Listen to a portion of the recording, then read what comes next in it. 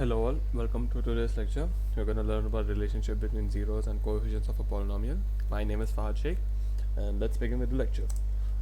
So let's see what's the difference between what's the relationship between zeros and coefficients of polynomials, and let's go step by step from the initial. All right, let's start with the linear, then quadratic, then cubic. As cubic is the most you guys will learn, so I'll go only till cubic. We'll not learn about multivariable, not multivariable, I mean multi-degree polynomial, like degrees which have greater than 3, and those are not based on your syllabus, so I'll only go to cubic polynomial. So first, linear polynomial. So we know the zero of the polynomial of ax plus b, means ax plus b is any linear polynomial, is minus b by a. So there we have and let alpha be the zero, and alpha is minus b by a, so that and it is the zero of the polynomial expansion. So then the relation is simple, which is actually alpha equal to constant minus of constant by coefficient of x. So it is like minus. Sorry for the mishap, I'll change it in the lecture. So let's go to the next example. Well, linear polynomial is easy. Let's come to the quadratic polynomial. So quadratic polynomial, instead of taking the general formula, let's take an example. Let's take an example to x square minus 8x plus 6, which have zeros alpha and b, and by splitting the middle term, which you have learned all in class 9, we get this equation: 2x square minus 8x plus 6, 2 into x minus 3 into x minus 1. If we equate this to 0, we only have two roots, which is two roots or two zeros, which is alpha equal to 1 and beta equal to 3. So these are the two roots. Let's at first calculate the sum of the zeros. So if you see the sum of the zeros, alpha plus beta is 3 plus 1, which is 4. And if you look at the coefficients of the expression and this relation, if you this is equal to minus 8 by 2. And we see from this relation that minus 8 is nothing but the coefficient of x, and 2 is the coefficient of x square. So we get this relation, the relation 1, and then which is alpha plus beta equal to minus of coefficient of x by coefficient of x square.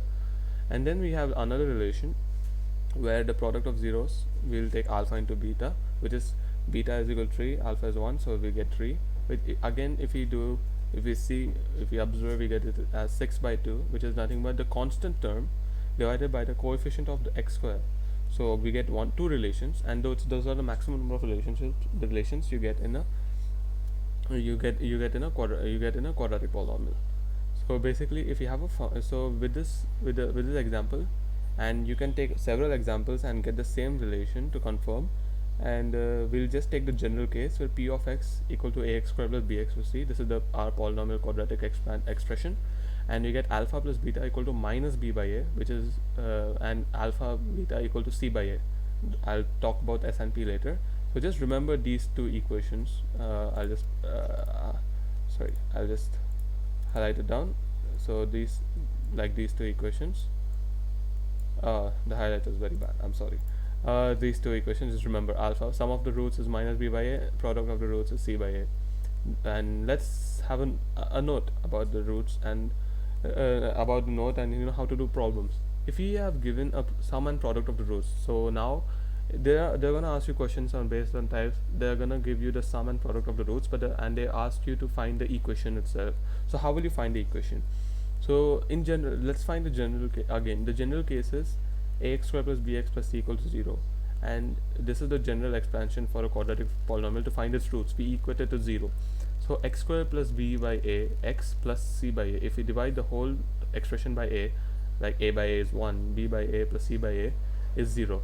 But if we see our relationship before, this is nothing but x square minus sx plus p, where s is alpha plus the sum of the roots, and p is the product of the roots. So whenever they ask you to find a quadratic expression and they gave you the sum and product of the roots, just remember this general formula: x square equal the expression is x square minus sum into x plus product equal to 0, or x square minus sx equal plus p equal to 0, where s is alpha plus beta, p is alpha beta, or s is the sum of the roots, and p is the product of the roots. Now we're done with the quadratic polynomials, and I hope you understood it very well. Let's go to the cubic polynomials. So again, let's do an example first. So if we do it, let's take the example 2x cubed minus 5x squared minus 14x plus 8 and this has zeros, alpha, beta, and gamma. These are just general Greek letters. Don't no need to get scared. These are they are just symbols. They have no values or anything. They just represent the number of the roots. So we get the zeros: alpha equal to 4, beta equal to -2, gamma equal to 1/2. You can do the trial and error method, and you'll get the values of alpha, beta, gamma.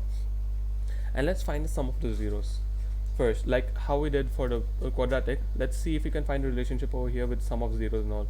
When we sum the zeros, we get as 4 plus -2 plus 1/2. We get it as 5/2. And if we see it in this term, it's nothing but minus of -5/2, which is nothing but minus of coefficient of x square by coefficient of x cube. See, we got one relation already from the sum of zeros and the coefficients of the coefficient of the variables. We got one relation, and like again, let's even see what happened when we do the product of zeros. So we do product of zeros is 4 into -2 into 1/2, which is -4. And if you look again, it's -8/2, and 8 is the constant, 2 is the coefficient of x cube. So it's minus of constant by coefficient of x cube. So it's similar to this one, the product of the roots. As this is a cubic polynomial, we should have minimum 3. We should have 3 relations, as it makes sense, because it's a cube. It's the number 3. So we'll have one more relation which was found, which is sum of the product of the zeros taken 2 at a time. The meaning of this is, if you take like there are three zeros, and if you take 0 of alpha beta, and that is taking the product of 2 at a time.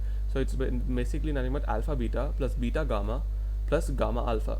So if we do that, alpha is 4, so 4 into -2 plus half into 4, which is gamma alpha, plus -2 into 1/2, which is beta gamma. If we multiply this and add these, so it's 2 at a time. We are taking the products 2 at a time and summing it up. We get -7, which is, see it again, the relation, it's -14/2, which is nothing but the coefficient of x by coefficient of x square, as -14 of coefficient of x and 2 is coefficient of x square. So now when if you can try this with again, you can try this with any other examples, and you get the similar answers. And you can finally you can, oh sorry, there's a typo again here, my mistake.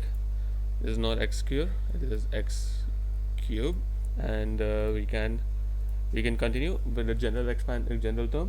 So this is the general expression, which is ax cube plus bx square plus cx plus d. And from the previous we can see that the sum of zeros is nothing, alpha plus beta gamma is minus b by a, which is similar to this. And alpha beta plus beta gamma plus gamma alpha, which is nothing but the sum of the product of zeros taken 2 at a time, is now a coefficient of x, which is c, and dividing by coefficient of x cube, which is a, so c by a. And the product of the roots is minus d by a. And these are the 3 relations you need for a cubic polynomial. And similarly, like this note, when they give you the sum and product of the roots, and when they give the sum and product and the second, I call this, generally you don't have a name for it, but then you can remember it as the second product of the roots. You get like 3 variables, s1, s2, and s3. Again, you get the general expression divided by a, and you see, and it all follows up. And this is my mistake again, and this is not plus, this will be minus, and this will be minus as well, because see it's d by a and here's minus d by a, so you'll get here minus, and here is minus b by a, and this is b by a, you get minus. So this is the expression you'll get. You have to get when they give you the sum and product of the roots and the second product as well. So I hope you understand this lecture very well. Thank you for listening.